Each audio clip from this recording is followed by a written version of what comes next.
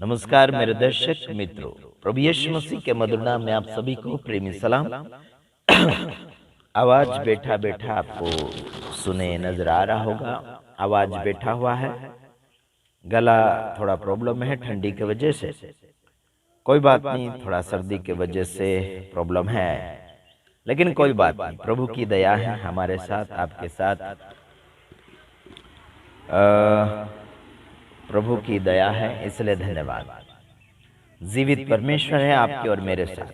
हम तो बीमारियों से डरते नहीं, बीमारी आने का कोई गुंजाइश है भी नहीं।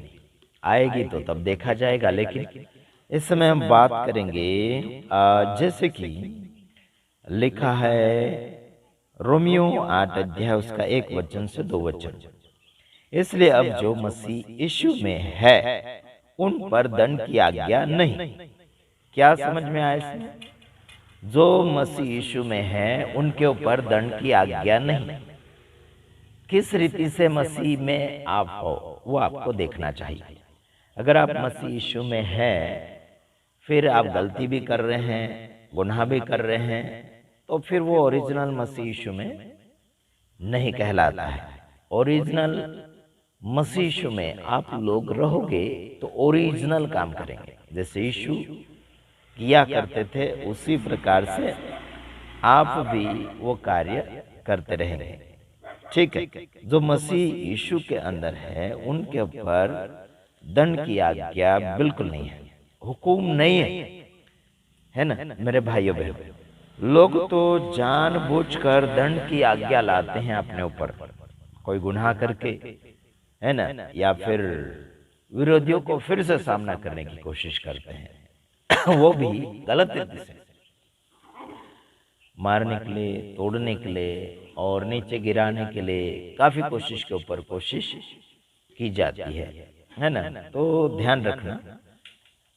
इसलिए अब जो मसीह यीशु में है उन पर दंड की आज्ञा नहीं, क्योंकि जीवन की आत्मा की व्यवस्था ने मसीह यीशु में मुझे पाप की और मृत्यु की व्यवस्था से स्वतंत्र कर लिया है।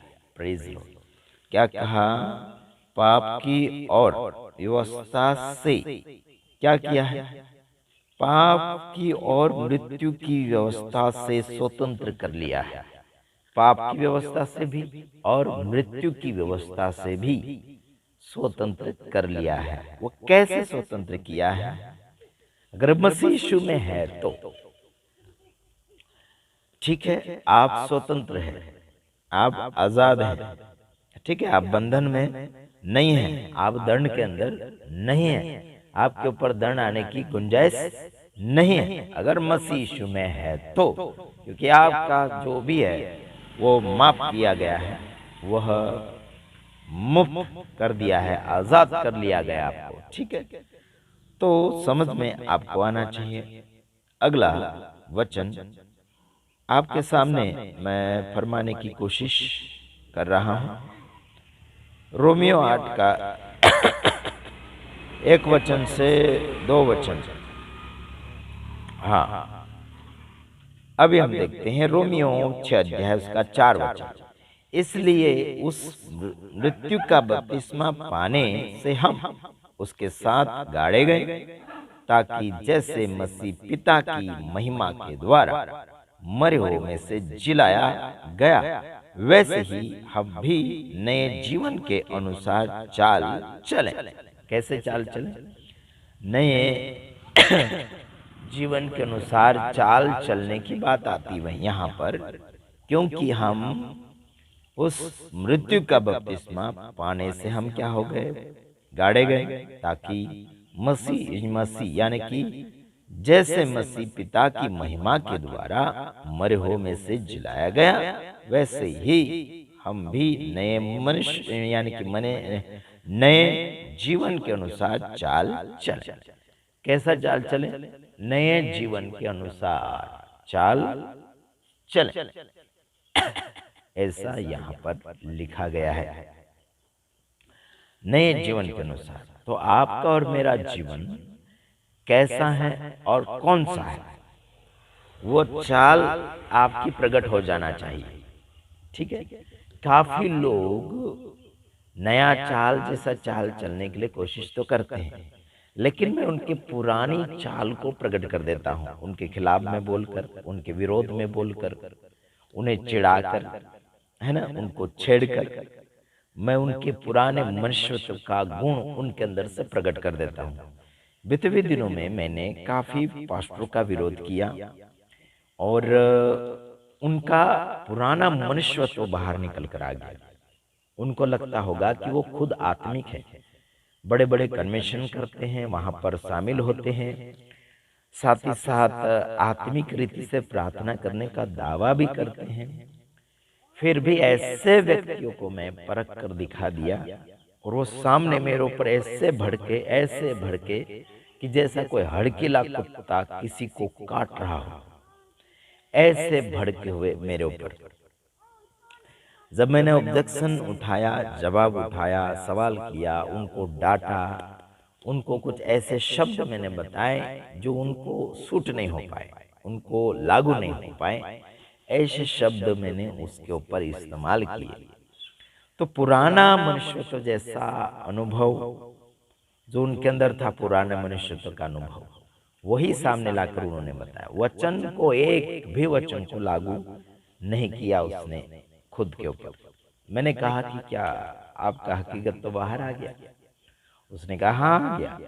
ठीक है, तो बड़े बड़े पुराने 50 साल के हो गए, 20 साल के हो गए, 10 साल के हो गए, 5 साल के सेवक सेविका हो गए, अगर आपको वो लगता है कि वो आपको आत्मिक लगता है और आप उसे परख नहीं पा रहे, तो आप मुझे बता सकते हैं उनके खिलाफ में कोई ऑब्जेक्शन हो, कोई गुनाह हो, तो जरूर आप मुझे बता सकते, ताकि मैं उसके विषय में अगर वीडियो बनाऊं उसे मैं चेक करके आपके सामने रख दूंगा। ठीक है, बाकी उनकी मर्जी, वो हमारे ऊपर कौन से प्रकार का एक्शन लेते हैं, कौन से प्रकार का मुकदमा लड़ते हैं या फिर मुकदमा करते हैं, तो वो हम देख लेंगे, उनका हम निपटारा जरूर कर लेंगे, वो भी वचन के अनुसार। अगर हमने मसीह यीशु में बपतिस्मा पाया, पुराने मनुष्यत्व को मार डाला है बपतिस्मा के बाद और नए मनुष्यत्व को पहन लिया है और नए मनुष्य के जैसे चाल चलना शुरू किया है, तो क्या ये पुरानी चाल फिर से चलने के लिए इनको इजाजत है? बिल्कुल नहीं। इजाजत अगर नहीं है तो बिना इजाजत से कैसे चल रहे पुरानी चाल?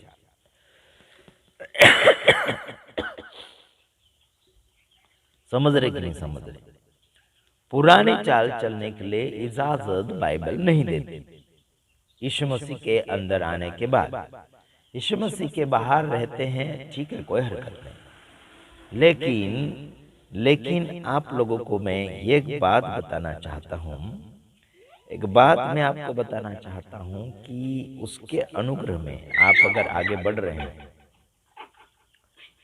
तो बढ़ते जाइए, सलामती का जीवन आपको आशीष में मिलेगा। लेकिन कब मिलेगा और कैसे मिलेगा उसको भी देखते चले जाना चाहिए। हाँ जी, ठीक है मेरे भाइयों बहनों, इसलिए उस मृत्यु का बपतिस्मा पाने से हम उसके साथ गाड़े गए, ताकि जैसे मसीह पिता की महिमा के द्वारा मरे हुए में से जिलाया गया, वैसे ही हम भी नए जीवन के अनुसार चाल चलें। क्या कहा गया? चाल चलें, नए जीवन के अनुसार चाल चलें। पुराने जीवन की बात तो है ही नहीं, बिल्कुल उसका कोई भी प्रकार का निष्कर्ष नहीं दिया गया। हम मसीह यीशु में बपतिस्मा पाए हैं, मृत्यु का बपतिस्मा पाए हैं, जैसे कि हम लोग मर चुके समझ लीजिए पुराने जीवन के लिए, तो हम जिंदा ही नहीं, पुराना जीवन तो है ही नहीं, तो वो जीवन कैसे जी सकते फिर से?